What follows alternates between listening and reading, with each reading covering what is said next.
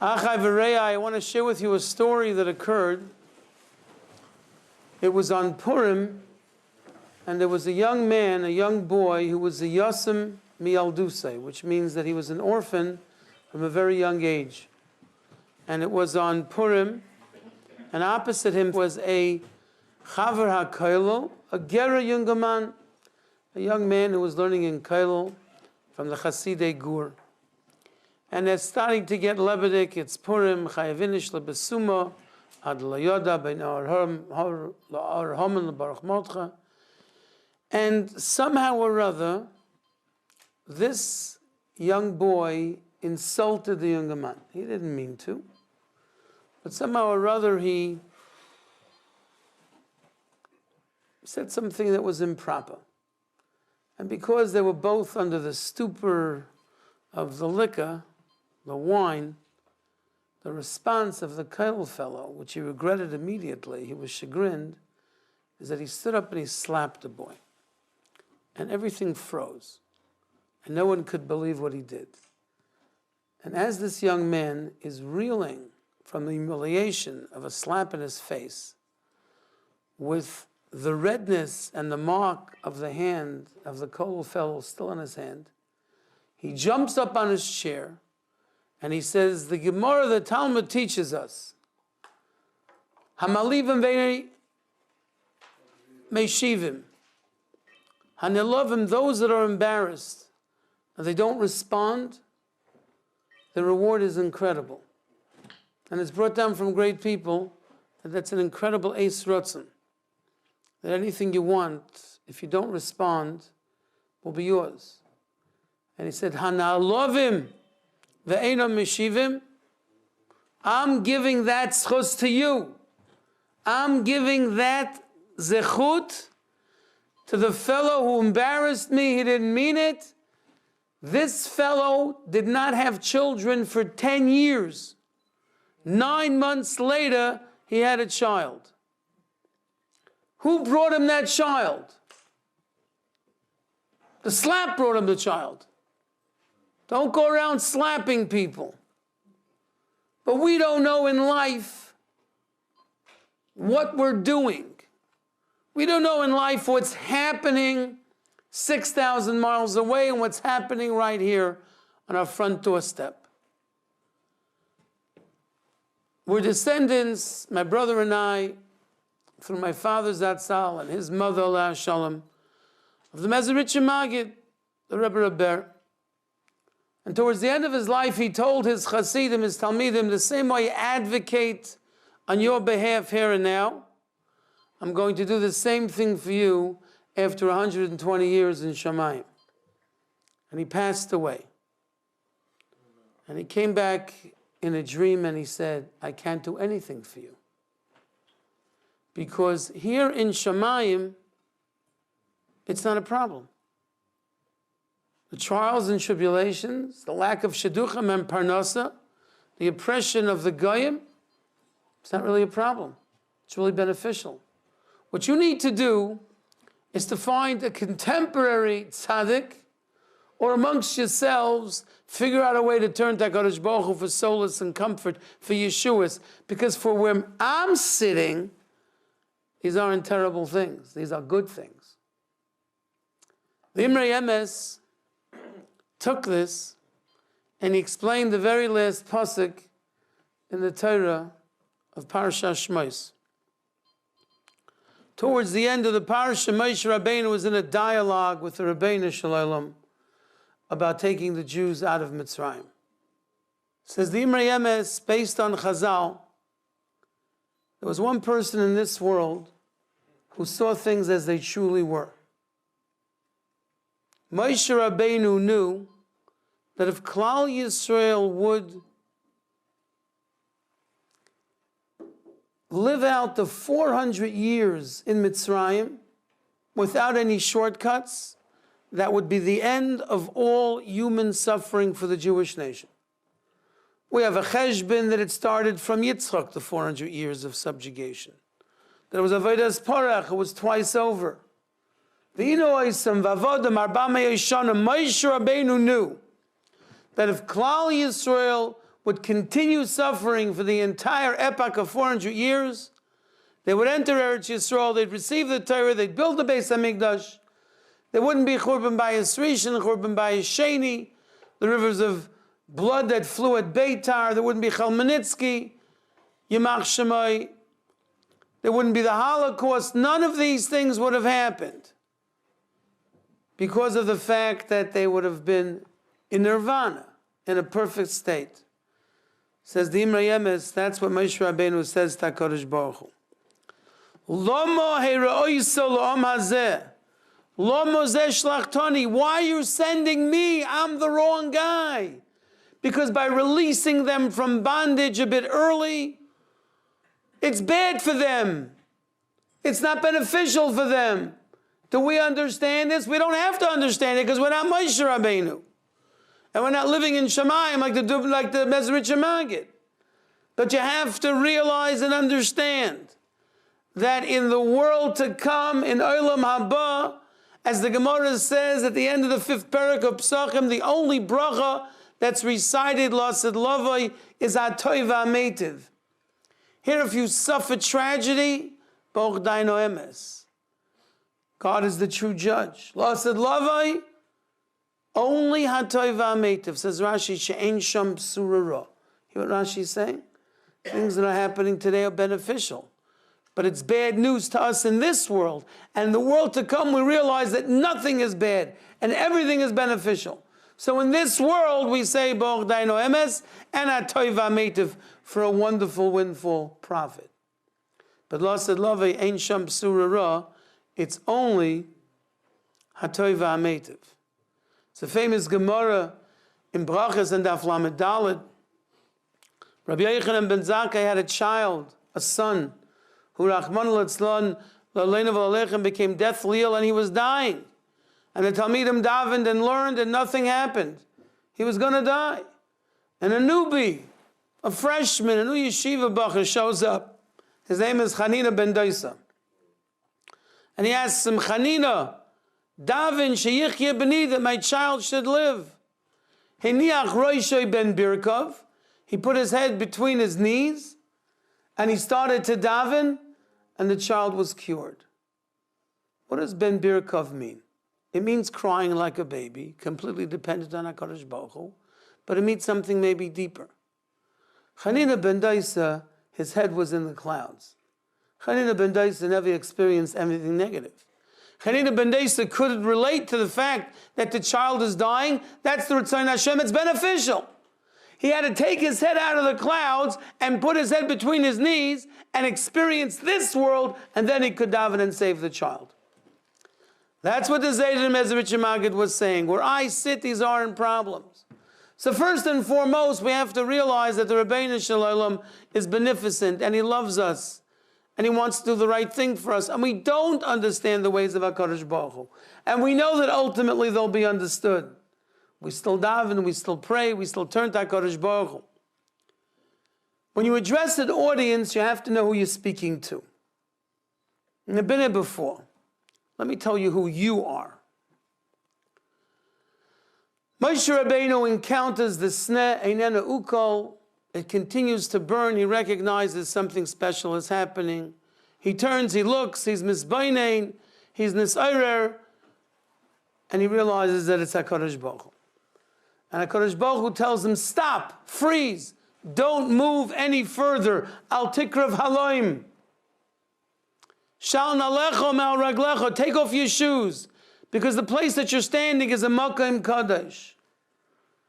Now the question is obvious.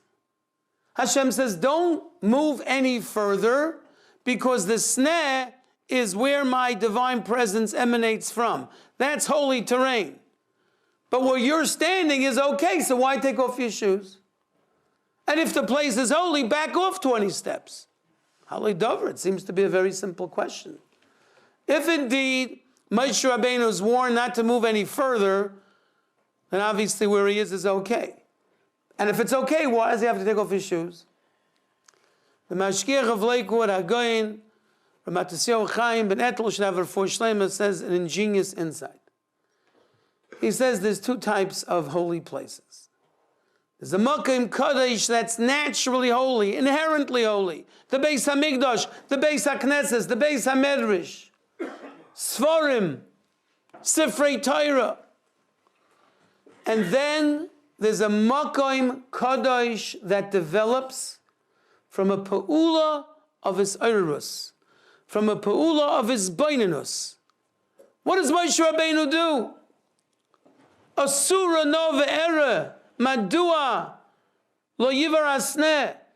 He took a moment, he thought, he delved into, he was aroused, he was changed. He created a Makom Kodesh. We have the ability to transcend and transform mediocre streets and places of business, becoming a Makom Kodesh. This is what HaKadosh Baruch Hu was telling him. Don't go any further, because that's a Makom Kodesh where my divine presence emanates from. But take off your shoes, because Moshe Rabbeinu, you've just created a new Makom Kodesh.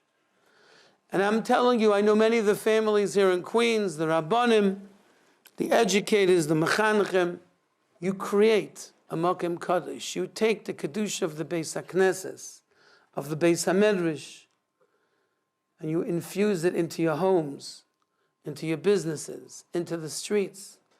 A Jew has to realize wherever he goes, vu megeit, vu mishtet, ad mas kodesh, it's holy terrain. Chazon Ish Zatzal once stopped in Bnei Brak, and he said, in this spot, Tanoim must have discussed Torah, because I feel that the place has changed.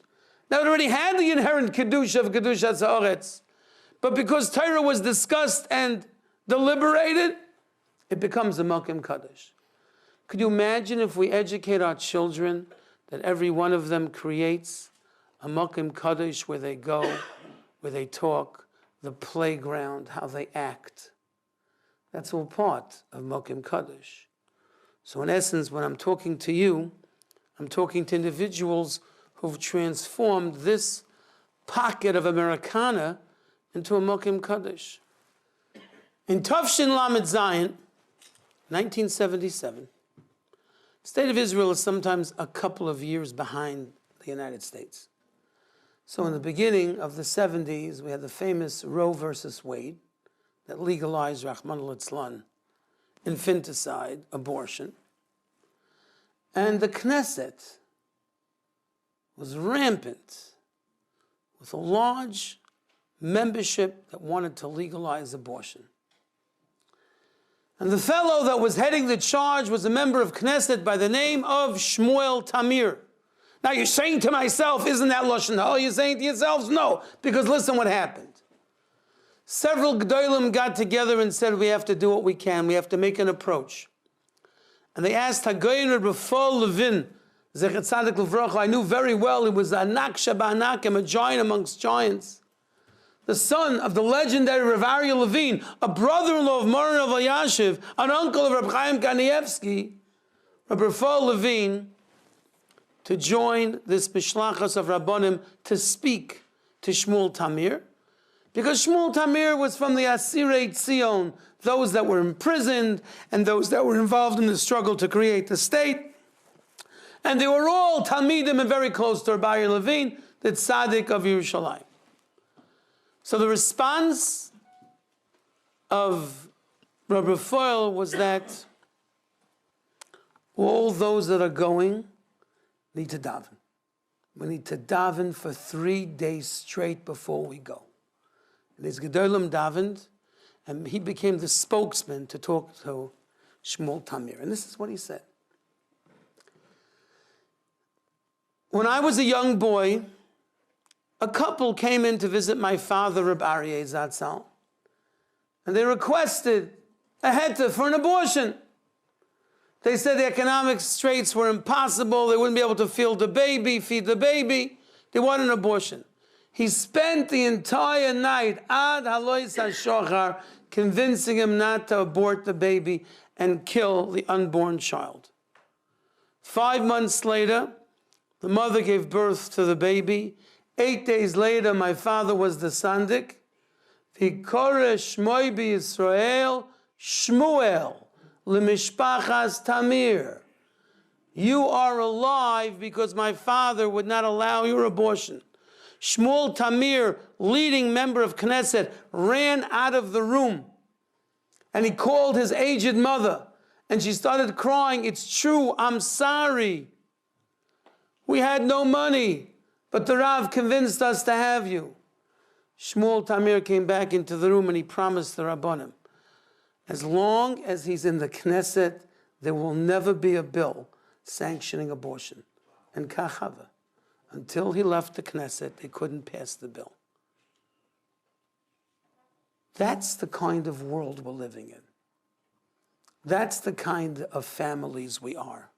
That's the kind of kedusha that we create. I'm talking now to the mothers, the wives, the grandmothers, the future mothers, and the husbands can listen. The Gemara says in Masechta Saita, "B'schar noshim tzidkaniyas shebayisen adar nigel avesenu miMitzrayim." Then the schar of the women of those days, Klal Yisrael left Mitzrayim. What did they do? They came to Shiurim from Rabbi Olbaum. They made good lukshin kugel. They dealt with Shmiras Haloshin, with their hour, their golden hour. I remember when Shmiras Haloshin came and they were dividing the hours, they say, I'll take 2 a.m. I'll be from 2 a.m. to 3 a.m. I won't talk Lashon Hara. So what did they do? This is what they did. They went and they fetched water from the Mayan, the spring, and a miracle happened. In the bucket there was water and fish, half water. They cooked up the water, they made a hot beverage, they cooked up the fish, and they served their husbands a shore lunch of fish and hot water. Move on. They prettied themselves up, they presented themselves to their husband. 9 months later they had a baby, and they abandoned the baby right underneath the Arbeit macht frei sign, right by the crematorium, and ran for their lives, ran for the hills. Malachim came down and cleaned up the baby from the embryonic fluid of birth, gussied up the babies, gave them combs of honey and combs of oil, and then the Egyptian Nazis heard that there were Jewish babies born in the fields, so they came to massacre those babies, infanticide. Malachim came and pulled them into the earth. They came with oxen to churn up the ground, to plow up the babies further and further in the ground. And that's all the Gemara writes. That's it. B'schar noshim tzidkaniyos. What exactly did they do? You know, in our day, they could say maybe they made their husband's lunch. That's like a big deal. I don't know. I'm married many years. And I was in Kail, and I was a Rabbi and a Rav, and my wife is busy working. I don't remember having lunch, but maybe lunch is a great zach. I don't think that's the thing. The Gemara says, on Daf Yud Beis at Aleph, a Gemara that Moran of Yashiv Zatzal, Rav Ari Levine's stellar son-in-law, indexes. The Gemara there says, we just read it in the Torah, Bayelach Ishmi Beis Levi, Me'echan Holach, where did he come from? Says the Gemara, an astounding thing. Amram says, L'shavanu amelim, we're wasting our time being married. Pari is going to kill our kids. Amad v'giresh ishtay, amdu kulam v'girshon sheseyim. He gets up, divorces his wife. All of Klal Yisrael, 600,000 males, they all divorced their wives. Miriam was 5 years old. She says, Gzeiras chayok gzeir is worse than Pari. Pari le gazar ela ala zacharim, your gzeir is on the girls also. Maybe mommy will have a daughter. Pari le gazar ela olam hazeh, and your gzeir is olam hazeh and olam haba. What does that mean?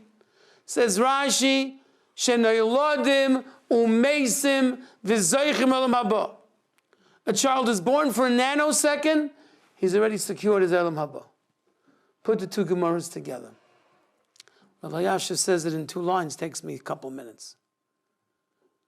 The mothers of that generation had their eyes on securing the Olam Haba for their children. What is motherhood? Motherhood is sticking out your finger and having the baby curl his fingers around your finger. Motherhood is taking the baby after you give birth to the baby and put it on your chest. Motherhood is the bris at 8 days. Motherhood is watching your baby turn over, crawl, walk, run, laugh, cry, smile. 3 years old boy, the upsharon, the bas mitzvah, the bar mitzvah. It's walking your baby down the aisle. It's having and experiencing your baby have a baby. And these Nashim Tzidkani Shabais and Adar were willing to be pregnant for 9 months, public enemies number one, to abandon their babies by the gas chamber, know that they're going to be slain, just to secure their Olam Haba. You know what motherhood is? Motherhood is an eye in Olam Haba. Motherhood is, how does this decision affect my child's Olam Haba? How does this camp, this school, this educator, these friends, this lifestyle, these gadgets, that's the kind of children we're raising with an eye on Olam Haba. Vayigdal Moshe, Moshe becomes great. You know what greatness is to the Jewish people? You would think mastering Shas. Greatness is doing for others. Vayetze alecha vayar b'sivloisam nosan eina v'liba liyos meitzer aleim. To be concerned for them, to feel their pain, and to rescue them. HaKadosh Baruch Hu, what's his Shmai HaGadol? We say this in Birchas HaMazon, those who were not on Atkins. Bavur Shmai HaGadol.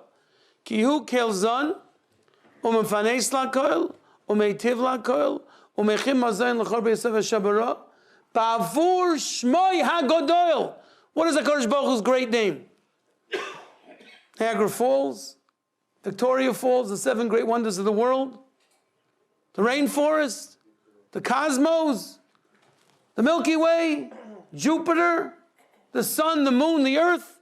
Shmoi HaGadol ki hu kelzon u'mefanes la'kol u'meitiv la'kol.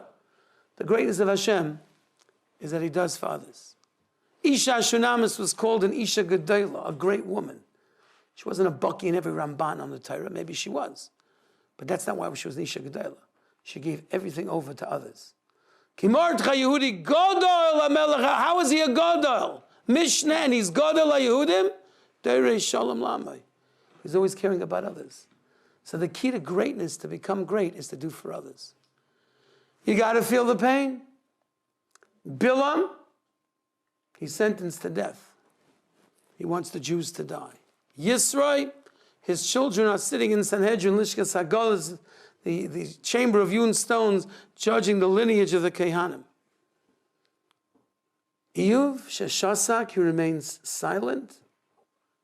Neither be Yisurin, the terrible trials and tribulations, the pain of Iyuv, says the Briskerov. What do you want from Iyuv? He didn't do anything. There was no thumbs down, there was no thumbs up, he didn't say a word. Says the Briskerov, as a Tuvia Shreitman, if it hurts, you cry. And if you're not crying, it doesn't hurt. There's a fabulous Gemara in Masechta, Rosh Hashanah, Daf Yud Ches Amud Aleph. The Gemara says, Omer Rabba bar Bachona v'chulam b'skirachas niskorin. Everyone is viewed with one glance on Rosh Hashanah. Says Rav Elia Lapian Zatzal, what a perfect protection for the Jewish nation. A person is sentenced to death, he's not going to live out the year. He has no purpose in this world. And the Malachim say, Rabbi Shalom, he has a wife, he has children, he has chavrusas, he has friends. His death will affect 500 people. It doesn't happen. Can you imagine next time there's a stabbing, we can't eat lunch, we can't eat supper, we can't learn, we can't daven, it wouldn't happen anymore. It's not just feeling the pain. It's by feeling the pain, we take away the pain. By feeling the pain, HaKadosh Baruch Hu says, so many people can't be affected by that pain. Remember the resounding slap. It's not a good thing to do. That fellow didn't have kids for 10 years, upset on Purim. He was so upset at himself. But at the end of the day, that slap got him a baby. We don't know the ways of HaKadosh Baruch Hu. What we do know is that we have to strengthen ourselves in our avodah, in tefillah, daven as if we mean it because it changes the world. That's the concept of tefillah. Vayigdal Moshe, Moshe becomes great. There's a lot more to say. We'll save it for another time. I give you a bracha that you should have wonderful lives. Only see good things in your lives. Be matzliach, begeshem v'ruach l'malam and ateva, with shidduchim and parnosa and gesund. Torah shem v'rachim and the greatest simcha b'vias agro b'meher v'yameinu. Amen.